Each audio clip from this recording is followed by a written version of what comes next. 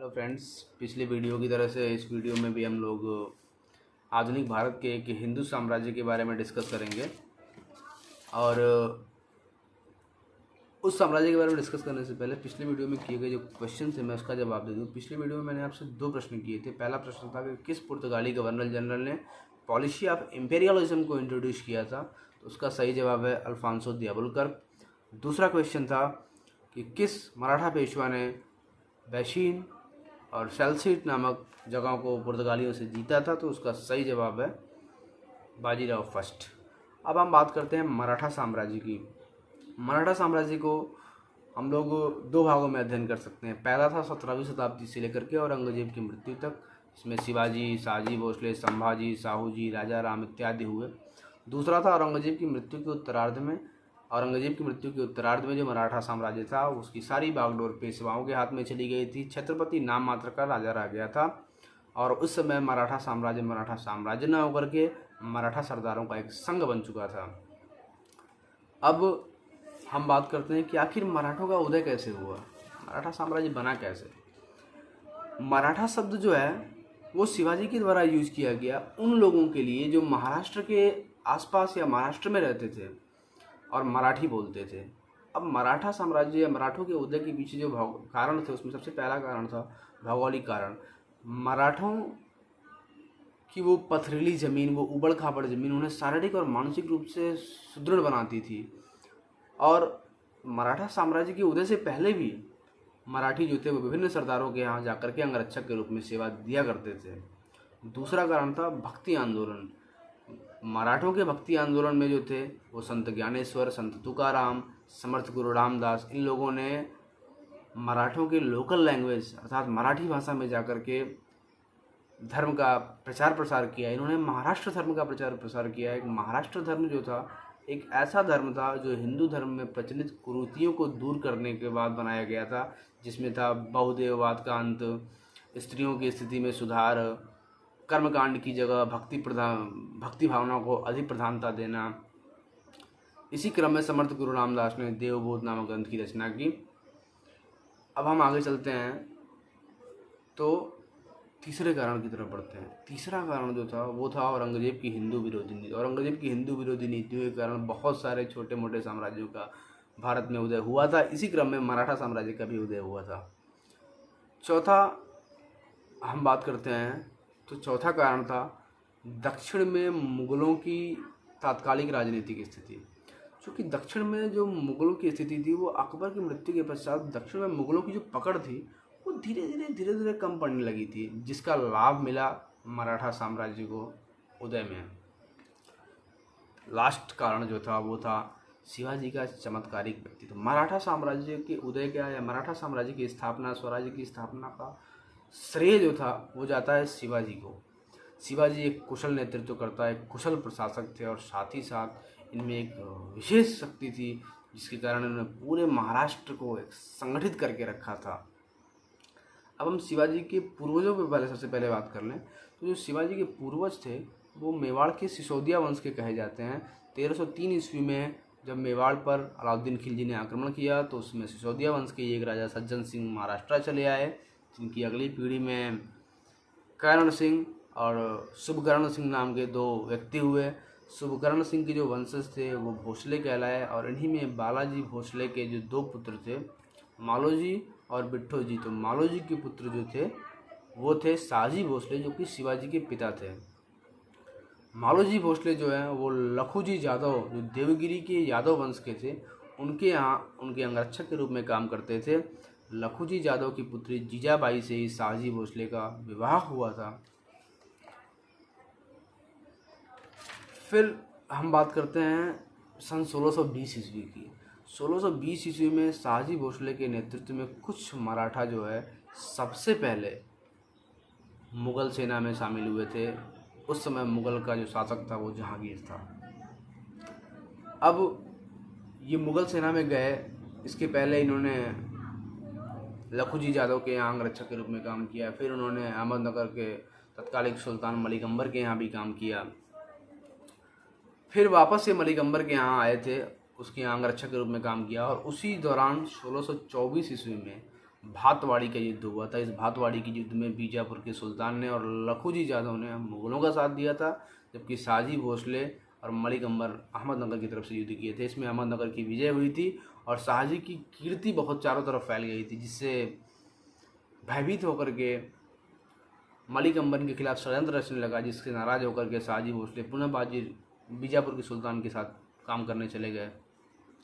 वापस ये अहमदनगर सुल्तान के यहाँ सेवा देने आए थे और इसी दौरान अहमदनगर के एक सुल्तान मुर्तज़ा प्रथम की मृत्यु के उपरांत इन्होंने मुर्तज़ा द्वितीय, जो कि अल्पायु में था, उसको इन्होंने राजा बनाकर शासन की सारी बागडोर अपने हाथ में ले ली थी। इसी दौरान मौके का लाभ उठा करके शाहजहाँ ने अहमदनगर पर आक्रमण किया और अहमदनगर को मुग़ल शासन में मिला लिया।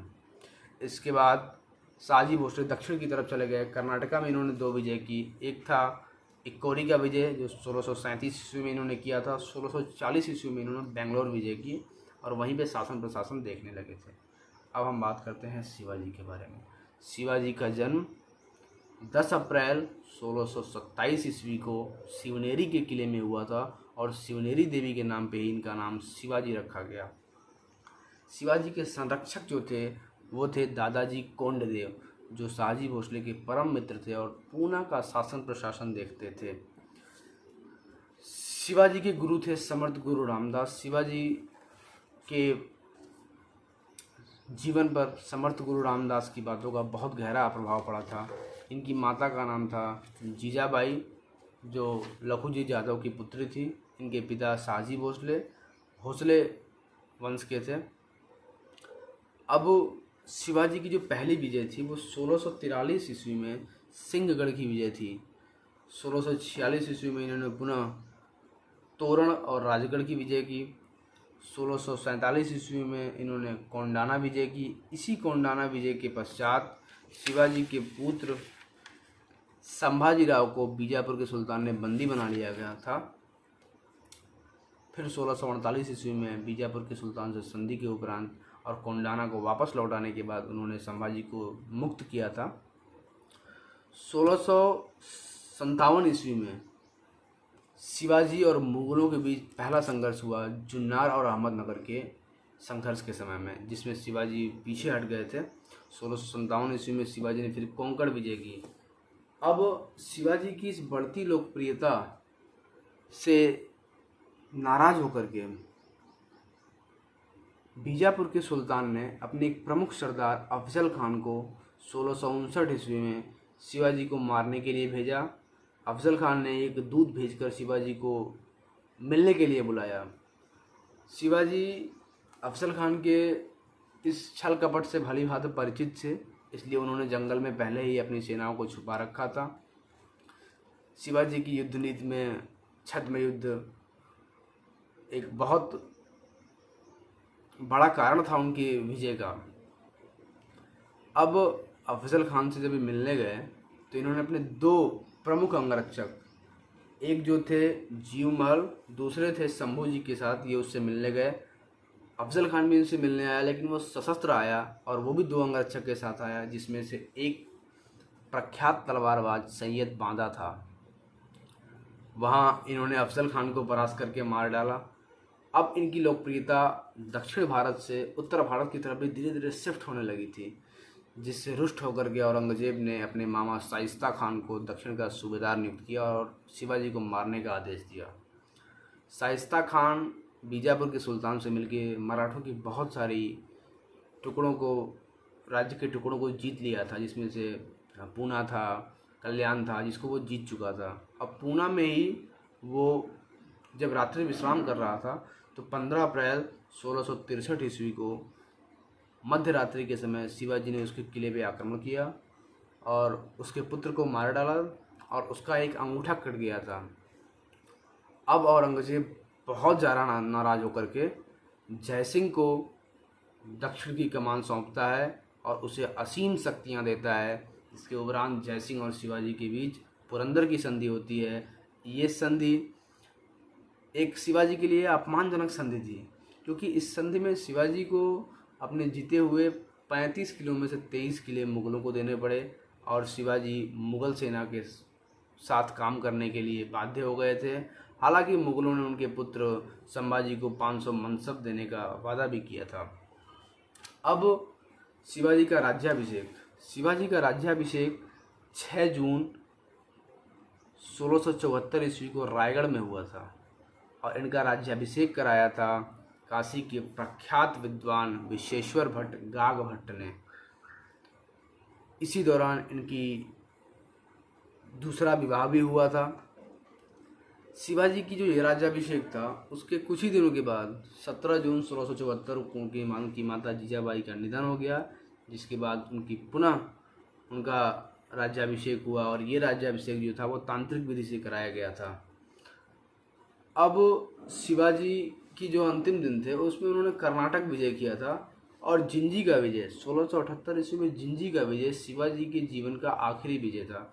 शिवाजी के जो जीवन के अंतिम वर्ष थे वो बड़े कष्टदायी थे, क्योंकि जो शिवाजी के पुत्र संभाजी थे वो अपनी पत्नी येशुबाई के साथ मुगलों के शिविर में जाकर मुगलों से मिल गए थे।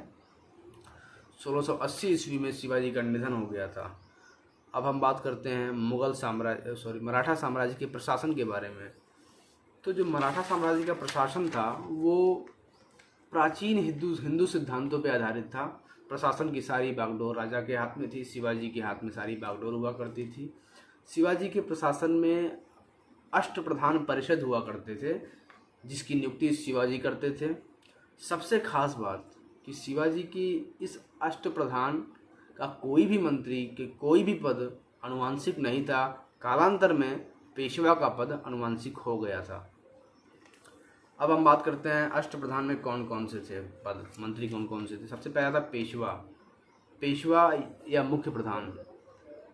राजा के बाद राज्य की सारी बागडोर इसी के हाथ में हुआ करती थी और राजा की अनुपस्थिति में राज्य के शासन प्रशासन की देखरेख यही करता था। सारे सरकारी दस्तावेजों पे राजा के अतिरिक्त पेशवा के हस्ताक्षर व मुहर होना अत्यंत आवश्यक था। दूसरा था अमात्य अर्थ मंत्री। राज्य के व्यय खजाने के सारा लेखा जोखा अमात्य के हाथ में था। तीसरा था मंत्री जो था वो राजा का दरबारी लेखक भी था। राजा के सारे कामों को वो लेखबद्ध करता था। साथ ही साथ मंत्री का काम था गुप्तचर एवं सूचना विभाग को नियंत्रण करना। आधुनिक गृह मंत्री की तरह से उस समय इनका यह मंत्री हुआ करता था। सुमंत अर्थात आधुनिक विदेश मंत्री। सचिव पत्राचार विभाग, सचिवालय, ये सब देखना सचिव का काम था। सेनापति सेना का संगठन, सेना पे आने वाले आय व्यय सबको देखना, ये सेनापति का काम था। न्यायाधीश, राजा के अतिरिक्त एक मुख्य न्यायाधीश हुआ करता था जिसका काम था जनता के दीवानी और फौजदारी मामलों को हिंदू रीति रिवाज के अकॉर्डिंग निर्णय सुनाना। आठवां था पंडित राव जो था वो राजा का धार्मिक सलाहकार हुआ करता था। अब शिवाजी के उत्तराधिकारी की बात करेंगे तो शिवाजी की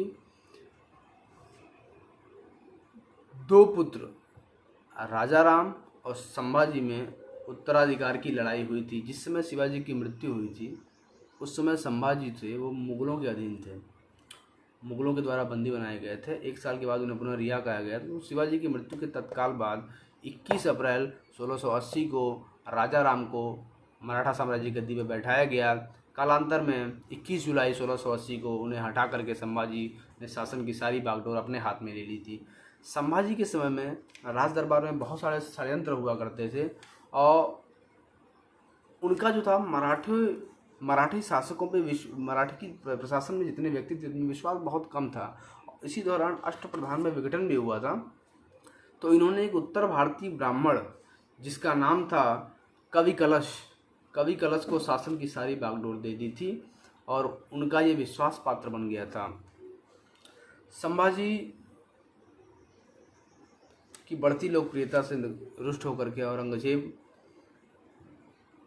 इन्हें मारने की रणनीति बना ही रहा था। उसी टाइम संभाजी ने गलती कर दी, जो औरंगजेब के पुत्र अकबर को इन्होंने अपने यहाँ प्रश्रय दे दी, जिससे अकबर अत्यंत रुष्ट हुआ और उन्हें मारने की साजिश बनाने लगा। इसी दौरान उसको एक मौका मिला जब संभाजी अपने कुछ खास लोगों के साथ मिल करके आगे के शासन प्रशासन की योजना बना रहे थे। उसी समय औरंगजेब का सेनापति उनके ऊपर आक्रमण करता है, उनको और कवि कलश दोनों को बंदी बना लेता है। बंदी बनाने के बाद कालांतर में उन्हें तमाम यातनाएं दे करके कवि कलश और संभाजी की हत्या कर दी जाती है। बाद में राजा राम पुनः सत्ता में आते हैं। राजा राम राजा बनते हैं 1689 से लेकर के। इनका राज जो था वो 1700 तक था। राजा राम ने प्रतिनिधि का पद नियुक्त किया था। राजा राम की सबसे बड़ी खासियत इन्होंने प्रतिनिधि का पद नियुक्त किया था, और ये प्रतिनिधि जो था वो पेशवा से ऊपर हुआ करता था। पेशवाओं से ऊपर प्रतिनिधि का पद था। राजा राम जब राजा बने तो रायगढ़ के किले में इनका राज्याभिषेक तो हुआ था, लेकिन औरंगजेब और मुग़लों के डर से ये वहाँ से जिंजी चले गए।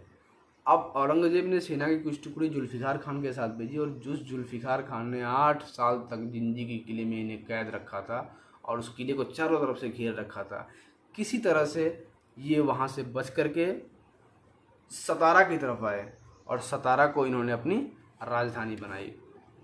अब राजा राम की मृत्यु के उपरांत ताराबाई ने बागडोर अपने हाथ में ली, राजा राम के पुत्र शिवाजी द्वितीय को गद्दी पर बैठा करके। जब राजा राम रायगढ़ से वापस निकल के भागे थे, उस दौरान संभाजी के पुत्र साहू जी और उनके कुछ सगे संबंधियों को मुग़लों ने कैद कर लिया था। हालांकि साहू जी को राजा की उपाधि दी गई थी, तथापि वो मुग़लों के अधीन थे।